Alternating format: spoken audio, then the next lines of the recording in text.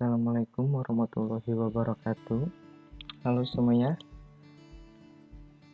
Jadi di kesempatan kali ini kita akan membahas interaksi manusia dan komputer, khususnya itu user profile.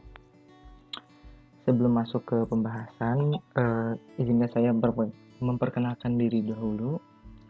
Nama saya Yasinur Fadila. Saya salah satu mahasiswa informatika di Universitas Teknologi Yogyakarta. Nah, di video pembahasan kali ini, sebagai salah satu tugas yang diampu oleh dosen saya, yaitu Bapak Yoga Saharia Eskom. Langsung saja masuk ke pendahuluan. Bidang ilmu interaksi manusia dan komputer adalah ilmu yang mempelajari tentang bagaimana mendesain, mengevaluasi, dan mengimplementasikan sistem komputer yang interaktif sehingga dapat digunakan oleh manusia dengan mudah. Pengertian interaksi di sini itu adalah komunikasi dua arah antara manusia atau user dan sistem komputer. Nah, interaksi menjadi maksimal itu apabila kedua belah pihak mampu memberikan stimulan dan respon atau aksi dan reaksi yang saling mendukung. Jika salah satu tidak bisa, maka interaksi akan mengalami hambatan dan akan menuju pembiasan tujuan. Lalu ada definisi interaksi manusia dan komputer, yaitu sebuah hubungan antara manusia dan komputer yang mempunyai karakteristik tertentu untuk mencapai suatu tujuan tertentu dengan menjalankan sebuah sistem yang bertopengkan sebuah antarmuka. Latar belakangnya ada IMK itu. Pertama, manusia pada umumnya tidak pernah tahu apa yang terjadi pada saat data dimasukkan ke dalam kotak CPU melalui keyboard. Manusia atau user selalu terfokus pada monitor atau printer sebagai keluaran. Manusia jarang sekali menyadari proses interaksi dengan komputer. Lalu ada manusia baru menyadari proses interaksi tersebut saat menemukan masalah dan tidak menemukan solusi pemecahannya. Selanjutnya, biasanya manusia menyalahkan antarmuka yang kurang inovatif, kurang menarik, kurang komunikatif. Nah, itu adalah beberapa latar belakang adanya interaksi manusia dan komputer. Lalu, dengan seiring berkembangnya zaman, muncul istilah dengan istilah ramah dengan pengguna atau user friendly.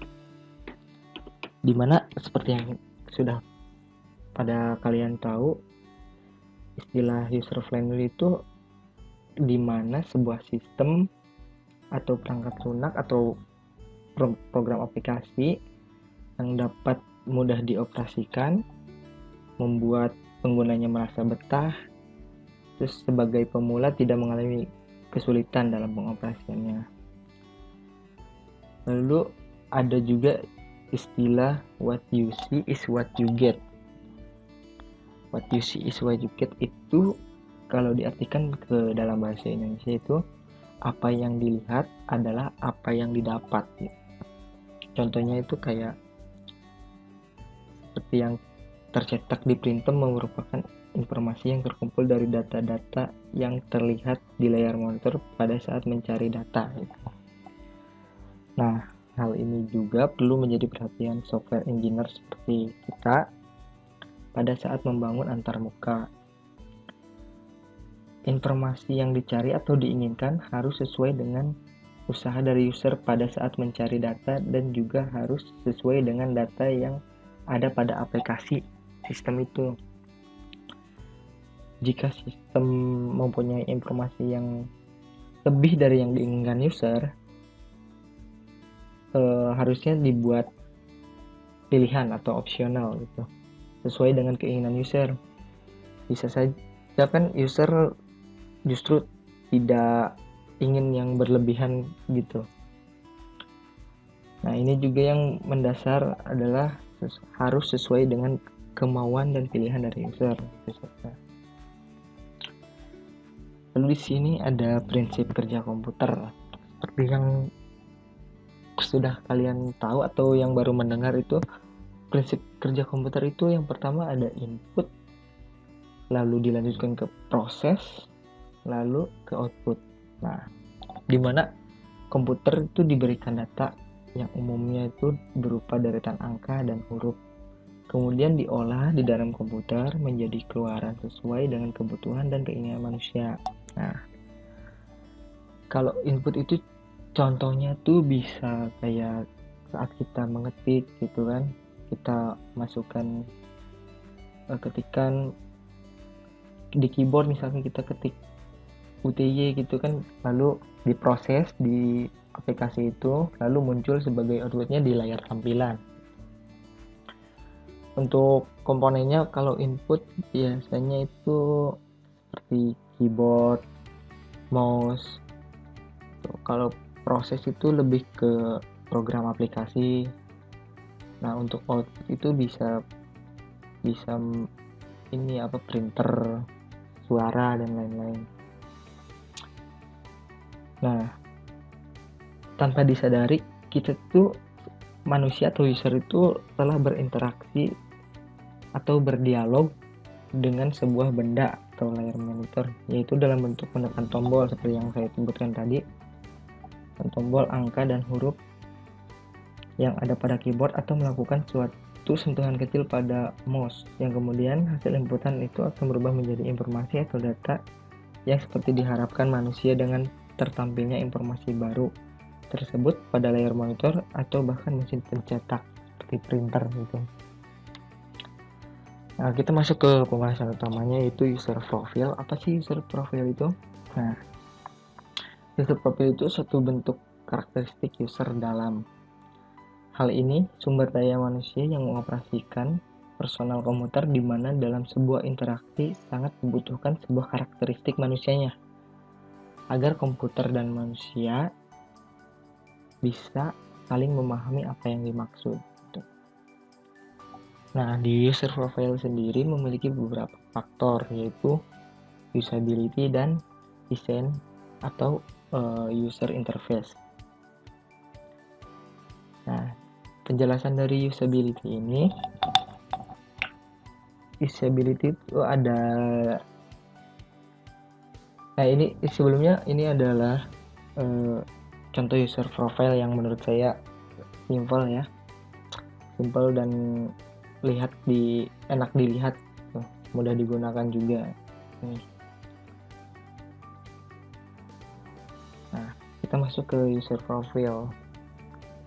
Faktor tadi itu ada dua faktor, itu usability dan user interface. Nah, usability itu suatu sistem yang dapat bekerja dengan baik apabila dipergunakan secara maksimal oleh pengguna, sehingga semua kemampuan sistem dapat bermanfaat secara maksimal. Usability memiliki 5 komponen. Nah, yang pertama itu learnability atau kemudahan ya. Dapat didefinisikan seberapa cepat pengguna itu mahir atau hafal dalam menggunakan sistem, serta kemudahan dalam penggunaan menjalankan suatu fungsi. Nah, kayak apa sih yang mereka inginkan dan mereka dapatkan. Terus yang kedua ada efisiensi.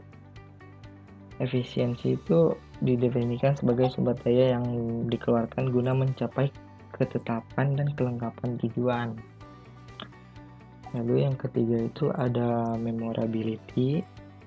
Didefinisikan bagaimana kemampuan pengguna mempertahankan pengetahuan setelah jangka waktu tertentu. Kemampuan mengingat didapatkan dari peletakan menu yang selalu tetap. Nah, jadi saat sebuah sistem itu mudah diingat seperti itu. Intinya mudah diingat di mana letak edit, keluar atau yang lainnya. Gitu. Lalu ada error atau kesalahan dan keamanan. Ini dapat didefinisikan berapa banyak kesalahan apa saja yang dibuat pengguna. Kesalahan yang dibuat pengguna mencakup ketidaksesuaian apa yang pengguna pikirkan dengan apa yang sebenarnya disajikan oleh sistem. Jadi tidak sinkron apa yang si pengguna pikirkan dan yang sistem sajikan itu tidak sinkron. Lalu yang kelima ada satisfaction atau kepuasan. Nah, Kepuasan di sini didefinisikan kebebasan dari ketidaknyamanan dan sikap positif terhadap pengguna produk atau ukuran subjektif sebagaimana pengguna merasa nyaman atau puas tentang penggunaan sistem tersebut. Selanjutnya ada desain atau user interface. Nah, user interface itu suatu sistem yang merupakan bagian terpenting dari setiap program karena menentukan seberapa mudah program tersebut memberikan respon atau timbal balik dari yang diperintahkan pengguna. Nah, selain itu, desain dalam suatu tampilan user juga mempunyai kinerja pemrosesan dalam informasi seperti yang pertama, short command mengoptimalkan respon pace, tetapi menyebabkan rich scan pace dan ping pace menjadi kurang optimal. Terus yang kedua itu menu hierarki dengan sedikit level dan banyak pilihan pada setiap layar akan mengoptimalkan respon pace, tetapi menyebabkan rich scan pace dan ping pace menjadi kurang optimal. Mungkin ada yang bertanya-tanya apa sih rich scan pace dan ping pace gitu. Nah, di sini saya menjelaskan ada 3 fase pemrosesan informasi, itu read scan, ping pace, dan respon pace, di mana read scan itu suatu proses memahami suatu pola yang terbentuk. Lalu ada ping pace, itu proses mengolah sesuatu informasi yang didapat. Nah, contohnya itu kalau di ini ada short term memory sama long term memory. Nah, kalau short term memory itu menyimpan hasil interpretasi sensor buffer itu tapi bersifat sementara. Sedangkan kalau yang long term memory itu menyimpan makna dari informasi secara permanen. Lalu yang ketiga itu ada motor system atau respon. Itu tindakan terstruktur yang membutuhkan keterampilan motorik kasar dan keterampilan motorik halus. Nah, di sini sebagai contohnya itu ada motor movement yang relevan dengan perancangan termuka. Nah, itu ada kepala. Kepala itu sebagai pusat pengolahan data yang ditransfer melalui pergerakan yang dilakukan user. Nah, kedua tentu itu mata, digunakan untuk menghasilkan persepsi yang terorganisir akan gerakan, ukuran, bentuk, jarak, positif, relatif, tekstur, dan warna. Yang ketiga itu ada tangan, mengoperasikan seluruh kegiatan yang dilakukan user. Nah, yang keempat itu jari untuk melakukan typing. Lalu selanjutnya itu ada sistem proses informasinya, itu golongan informasi sebagai suatu proses kognitif yang terdiri atas rangkaian proses. Nah, yang pertama itu penyimpanan, retensi, sama pengumpulan informasi. Terus kemudian dari segi pengguna itu didapat user psikologi karakteristik. Nah, merupakan faktor pendukung utama dari cara berpikir, belajar, dan berkomunikasi dengan sistem. Lalu selanjutnya ada user knowledge and experience. Nah, itu seberapa tahu serta pengalaman si user dalam berselancar di komputer. Untuk yang user knowledge dan experience itu ada beberapa karakteristik penggunanya, itu rendahnya motivasi, penggunaan bebas, mudah dipelajari atau easy of learning gitu. Terus kalau rendah motivasi berdasarkan perintah. Nah, rancangan yang baik untuk ini yaitu mudah dipelajari, kontrol, memiliki kekuatan itu. Lalu selanjutnya ada user physical karakteristik. Nah, karakteristik user saat menggunakan perangkat itu kayak contohnya tuh kayak color blindness, mempengaruhi si user saat menggunakan layar-layar berwarna yang erat hubungannya dengan tugas. Seperti itu contohnya. Lalu selanjutnya ada user physical environment, di mana lingkungan si user saat melakukan pengoperasian perangkat.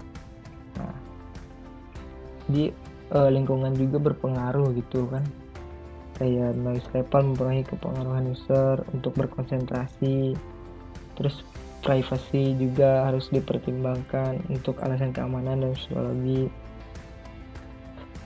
Lightning mempunyai pengaruh signifikan kepada user, kurangnya cahaya menyebabkan user cepat lelah gitu.